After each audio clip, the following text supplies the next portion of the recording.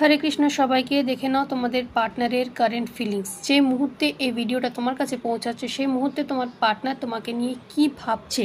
যারা ইউটিউব থেকে দেখছো সাবস্ক্রাইব করে দিও, আর যারা ফেসবুক থেকে দেখছো লাইক ফলো করতে ভুলো না, তাহলে ফেসবুকে ফ্রি লাইভের নোটিফিকেশনগুলো তোমরা পেয়ে যাবে।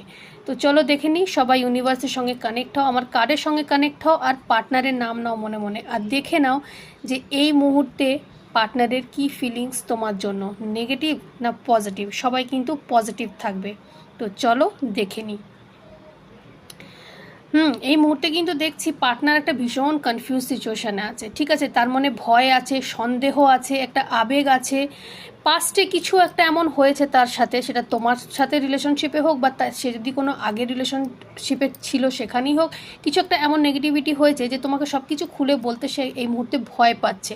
সে ভাবছে যে আবার যদি কিছু নেগেটিভ হয়ে যায় আমাদের রিলেশনশিপটার মধ্যে, ঠিক আছে, তো কোথাও না কোথাও একটা ভীষণ কনফিউজড সিচুয়েশান কিন্তু তার মধ্যে চলছে।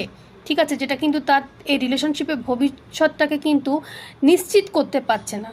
তুমি এটাকে পজিটিভ ম্যানিফেস্ট করো যে পার্টনারের সব কিছু যেন পজিটিভ হয়ে যায়, এই ভয় সন্দেহ অকারণে যেগুলো আছে এগুলো যেন তার মধ্যে থেকে চলে যায়, আর তোমাদের রিলেশনশিপটা যেন ভালো হয়ে যায়। পার্টনার কিন্তু এই মুহূর্তে ভীষণ কনফিউজড তোমাদের রিলেশনশিপটা নিয়ে, আর ভীষণ ভয় পাচ্ছে।